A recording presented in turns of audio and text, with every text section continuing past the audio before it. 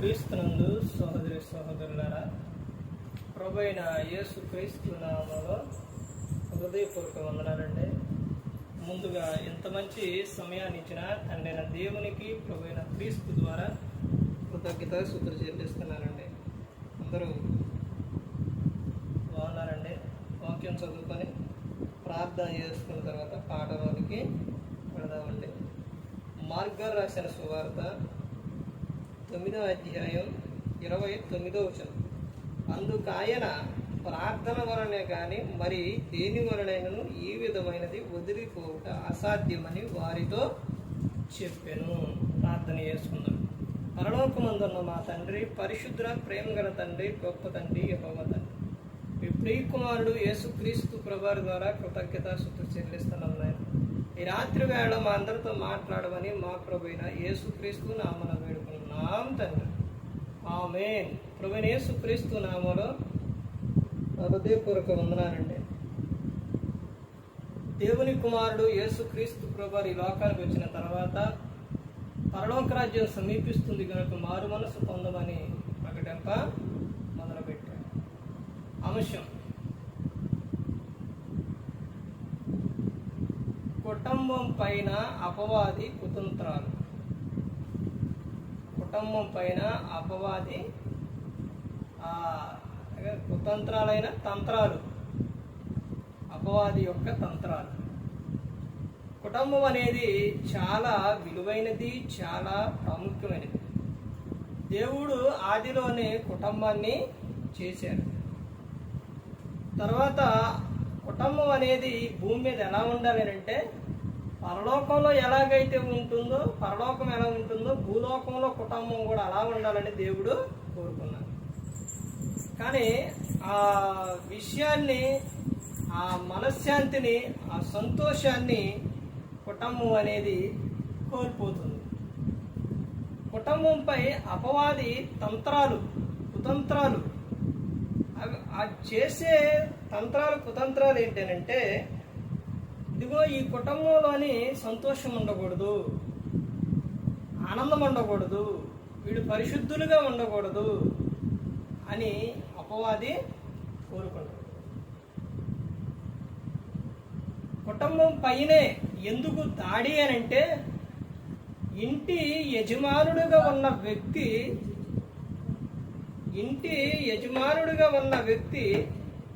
దేవుని పట్ల భయము, భక్తి లేకపోతే ఆ కుటుంబం పాడైపోతుంది.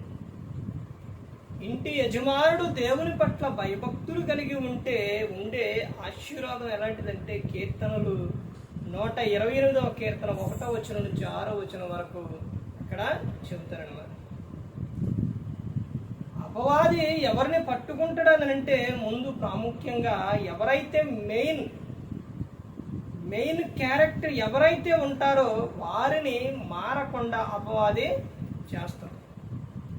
ఆ వ్యక్తి మారకపోతే ఆ కుటుంబం వెనక ఉన్న వాళ్ళు మారే విధానం అనేది ఉండదు.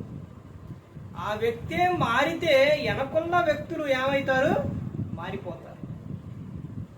ఒక సేవకుడు ఒక సాక్ష్యం ఏం చెప్పాడు అంటే, వాళ్ళ నాన్నగారు మారక ముందు ఆ ఇంటిలోని పిల్లలు కానీ వారందరూ కూడా కుటుంబం ఎలా ఉండేదంటే, ఎన్ని వచ్చినా కానీ, ఎన్ని తిన్నా కానీ వాళ్ళకి ఆరోగ్యం అనేది ఉండేది కాదంట, ఆనందం అనేది ఉండేది కాదంట. ఆ తల్లి ఎప్పుడు కూడా ప్రార్థన చేస్తూనే ఉండేదన్నమాట. అలా చేస్తూ చేస్తూ చేస్తూ ఉండగా అప్పుడు ఆ ఇంటి యజమానుడిగా ఉన్న అతను మారాడు.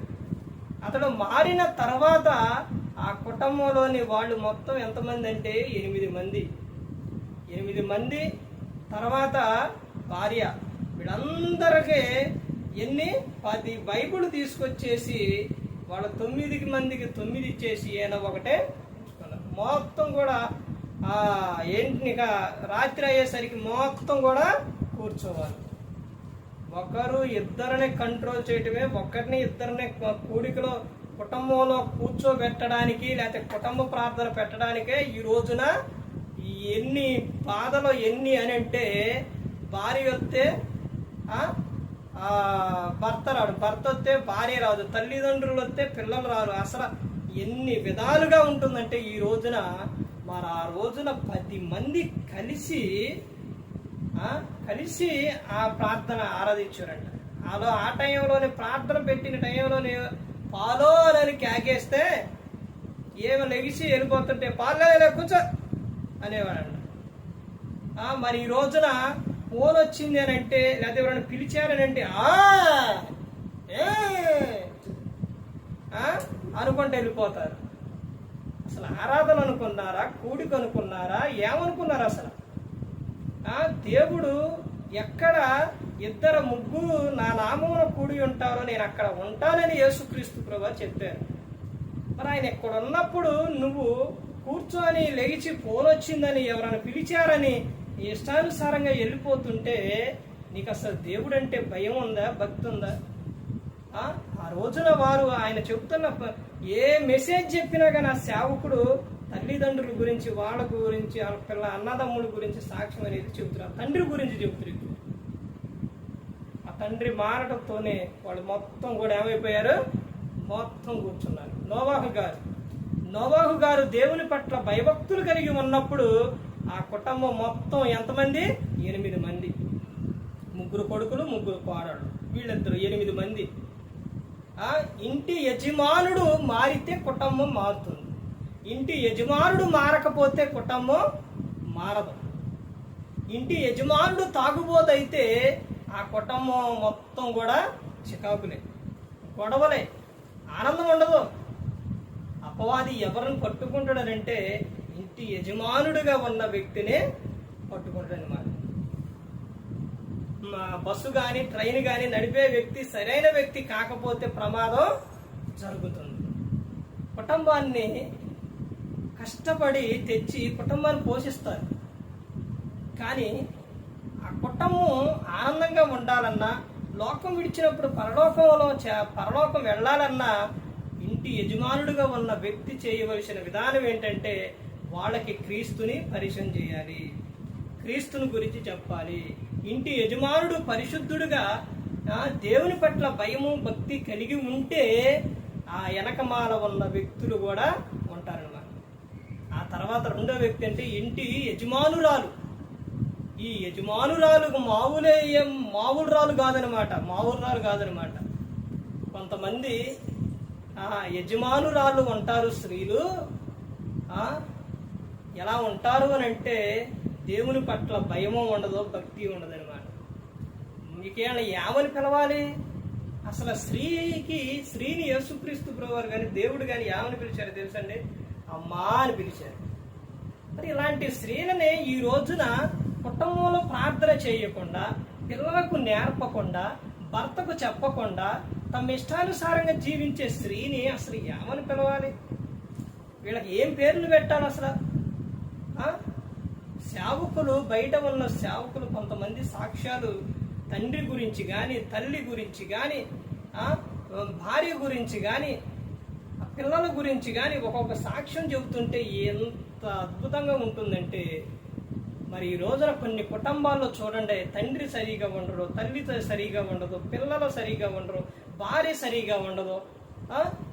అసలు ఆ కుటుంబం పైన అపవాది తంత్రం చూడండి ఏ విధంగా వేస్తుండో. వీళ్ళు పరిశుద్ధులుగా ఉండకూడదు, వీళ్ళు మారకూడదు, వీళ్ళకి ఆనందం అనేది ఉండకూడదు.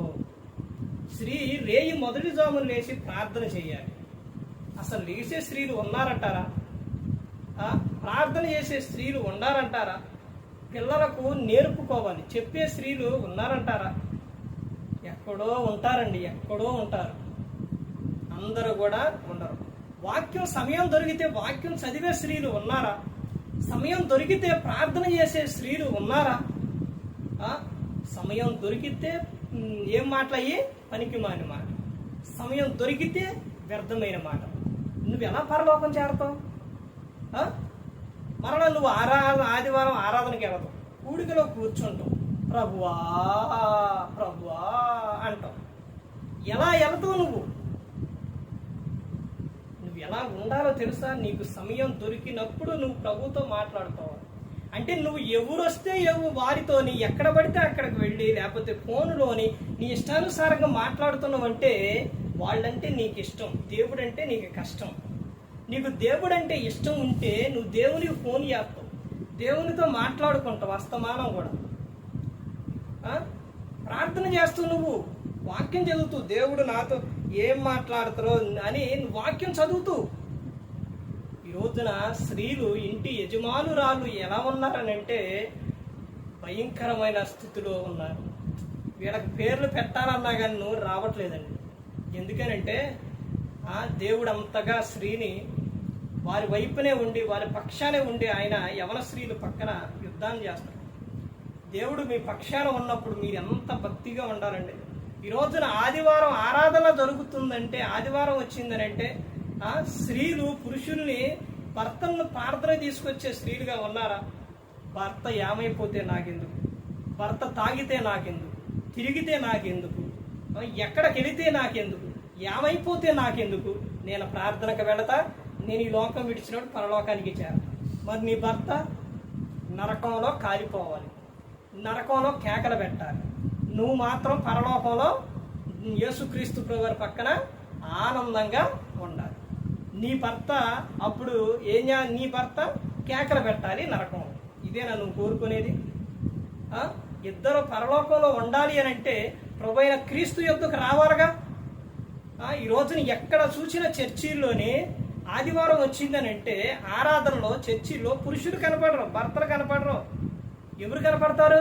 స్త్రీలే కనపడతారు, స్త్రీలే వస్తారు. పిల్లలు కూడా తక్కువగా, పిల్లలు కూడా కనపడరు, పిల్లలే తీసుకురారు, పిల్లల బయట వదిలేస్తారు.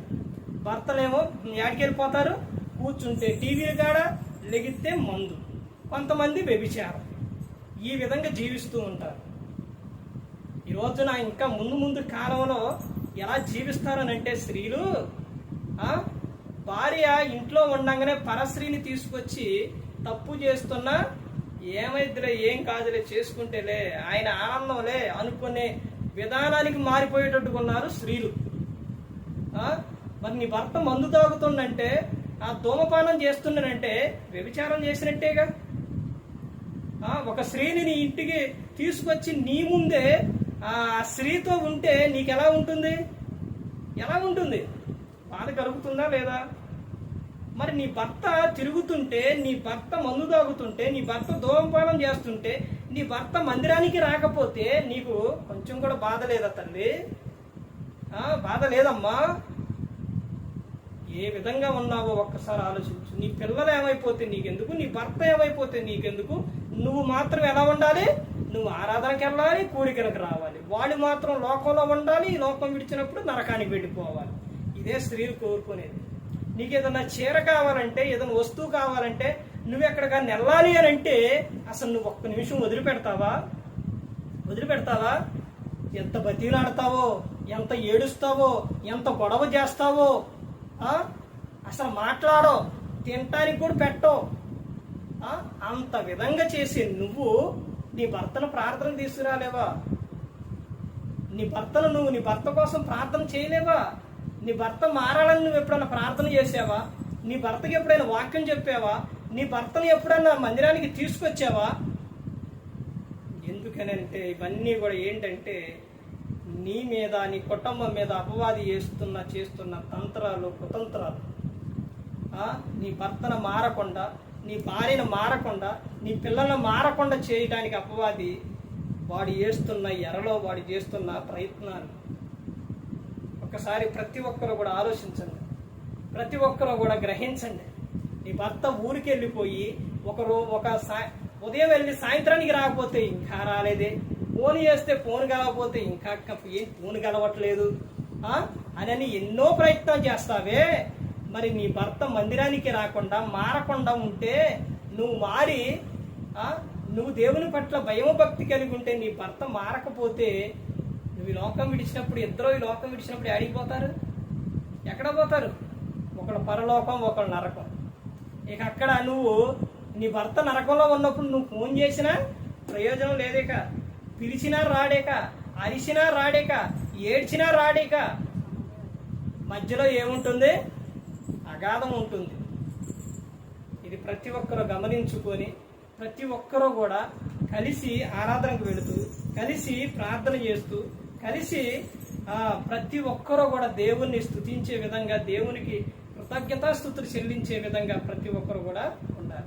ఈ రోజున సేవకులు ఎంతో విధంగా, ఎంతో ప్రయాసపడి వచ్చి ఎంతో విధంగా మొత్తుకుంటున్నారు. అంటే చెబుతున్నా కానీ మీరు లెక్క లేకుండా జీవిస్తున్నారు అని అంటే ఒక రోజు అనేది వస్తుంది.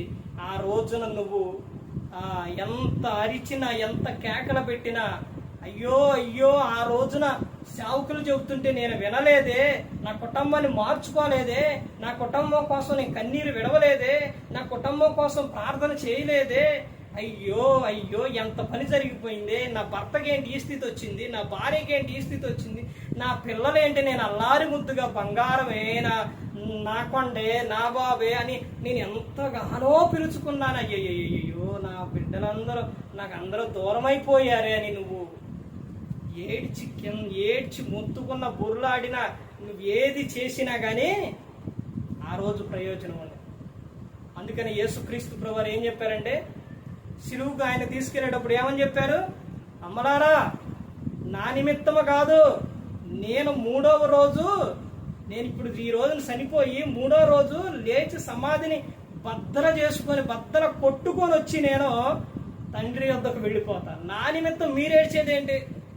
నా కోసం ఎందుకు ఏడుతున్నారమ్మా? నేను ఎవరిని అనుకున్నావు? సజీవుడను, నేను తిరిగి లేస్తా, మీరు నా కోసం ఏడవడం ఏంటి? నా కోసం కాదు. ఎవరి కోసం ఏడాలి? మీకోసం. మీకోసం మీరు ఏడుగుండి, మీకోసం, మీ పిల్లల కోసం ఏడుగుండి అని చెప్పారు. ఈరోజు నా పిల్లల కోసం ప్రార్థన చేసే తల్లులు ఉన్నారండి. పిల్లలు వాళ్ళు బాగుండాలని ప్రార్థన చేసే తల్లులు ఉన్నారా? లేరు. సాయంత్రం అయిందంటే టీవీలు, సీరియల్లో వాటి ఎదురు కూర్చోవటం, మధ్యాహ్నం సమయం అయిందంటే ఫోన్లు పట్టుకొని కూర్చోవటం. అస్తమానం ఈ రోజున ఫోన్ వచ్చేసింది. ఫోను ఫోను ఫోను ఫోను ఇక ఈ సెల్ ఫోను ఇక సెల్ ఫోన్తోనే తప్ప భర్త కోసం ప్రార్థన చేద్దాము, లేకపోతే పిల్లల కోసం ప్రార్థన చేద్దామని పట్టించుకొని లేరు. వారి కోసం దేవుని సన్నిధిలో మోకాళ్ళేసి కన్నీటితో ప్రార్థన చేద్దామే, వాళ్ళ కోసం మరి వాళ్ళు విలపించుదామే, వాళ్ళని రక్షించమని కాపాడదామే అనే విధానం లేదు.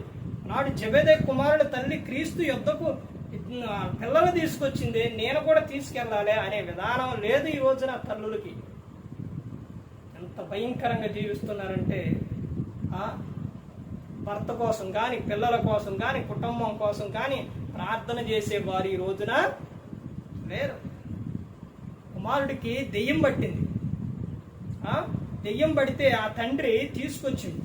శిష్యుల వల్ల అప్పుడు యేసుక్రీస్తు ప్రభువారి దగ్గరకు వచ్చి, అయ్యా మరి వాళ్ళ వల్ల కాలేదు, నువ్వైనా చూడు అని అంటే, వీడికి దెయ్యం బట్టి ఎంతకాలం అయిందనంటే, బాల్యం నుండే ఏం పడుతుంది? దెయ్యాలు పడుతున్నాయి. పట్టినప్పుడు ఏం జరుగుతుంది? మోక్షిల్లిపోవటం, అగ్నిలు దూకటం, వాడి ఇష్టానుసారంగా ఇట్లా చేస్తుండాయి అన్నప్పుడు, అయితే నువ్వు ఏముంచాలని చెప్తున్నారు అక్కడ చూడండి. అందుకు యేసు, నమ్ముడ నీ వలన అయితే నమ్మువానికి సమస్తము సాధ్యమే అని అతనితో చెప్పారు. వెంటనే ఆ చిన్నవాని తండ్రి, నమ్ముచున్నాను, నాకు అపనమ్మిక ఉండకుండా సహాయం చేయమని బిగ్గరగా చెప్పాను. చూశారండి? సహాయం చేయుమని అన్నకాడ పుట్టినోట్లో కింద యావనంలో తెలుసండి, కన్నీళ్లు విడిచి. తండ్రి చూశారా? ఆ తండ్రి ప్రేమ చూశారా? ప్రభా, నేను నమ్ముతున్న ప్రభా, నమ్మకం ఉంచుతున్న ప్రభా, అపనమ్మకం అనేది లేకుండా నాకు సహాయం చేయి ప్రభా అని ఏడుస్తూ, కన్నీళ్లు విడుస్తూ మొత్తుకుండా ఆ తండ్రి. ఈ రోజున పిల్లలు మారాలని తండ్రులు ప్రార్థన చేస్తున్నారండి. యోబు గారు లాంటి తండ్రులు ఉన్నారా ఈ రోజున? ఇలాంటి తండ్రి ఉన్నారా? తండ్రే తమ ఇష్టానుసారంగా జీవిస్తుంటే ఇంకా పిల్లల్ని ఏం దారిలో పెట్టుకుంటారు? పిల్లల కోసం ఏం ప్రార్థన చేస్తారు? సరే ఆలోచించండి. యేసుక్రీస్తు ప్రభువు చెప్పినట్టు, తండ్రి ఏది చేయట కుమారుడు చూసిన అదే కానీ తనంతట తాను ఏది కూడా చేయడు. అసలు పిల్లల కోసం తల్లిదండ్రులు ప్రార్థన చేసేవారుగా ఉన్నారా? వీరే లోకానుసారంగా జీవిస్తారు. ఇంకో కోసం ఏం ప్రార్థన చేస్తారు? ఈరోజు ప్రార్థన చేసేవారు, వాక్యం చదివేవారు, వాక్యాలు చెప్పేవారు, పరిశుద్ధులుగా జీవించేవారు ఎక్కడ కనపడుతున్నారండి? ప్రతి ఒక్కరూ కూడా గమనించుకోవాలి. ఏదో ఒక రోజు దేవుడు నీకు ఇచ్చిన ఆయుష్కాలం పూర్తి చేసుకొని నువ్వు లోకం విడిచి వెళ్ళిపోవాలి. ఆ రోజున నీ కుటుంబం ఎలా ఉంది? నీ కుటుంబాన్ని మార్చుకున్నవా? యెహోషువ గారు, నేను నా ఇంటి వారు యెహోవాను సేవించదము అని ఆయన చెప్పారు. కుటుంబం అంతా కలిసి ప్రార్థన చేయాలి. కుటుంబం అంతా కలిసి దేవుని స్తుతించాలి. పరలోకం ఎలా ఉంటుందో ఈ భూలోకంలో కుటుంబం అలా ఉండాలి. ఆ విధంగా ఉండాలండి. దేవుడు కోరుకునేది అదే, మీరు ఫలించి అభివృద్ధి చెందాలి అని. ఎవరు నశించే నరకానికి వెళ్ళిపోకూడదు. యేసుక్రీస్తు ప్రభువారు ఈ లోకానికి వచ్చి మనందరి కోసం శిలువలో ఆయన మరణించారు. ప్రతి ఒక్కరు కూడా దేవుని యందు భయభక్తులు కలిగి పరిశుద్ధాత్మ మాట ఇంటూ హృదయ శుద్ధిని కాపాడుకుంటూ క్రీస్తుని పోలి నడుచుకున్నప్పుడు ఈ లోకం విడిచిన పరలోకానికి చేరుకుంటారు. మరి ఈ విధంగా నిలబెట్టి మాట్లాడించిన తండ్రి అయిన దేవునికి కృతజ్ఞతాస్తుతులు చెల్లిస్తూ ఎంతవరకు శ్రద్ధగా ఉన్న మీకు ప్రభు పేట నా హృదయపూర్వక వందనాలు చెల్లిస్తూ ఈ మాటలు ముగిస్తాను. అందరికీ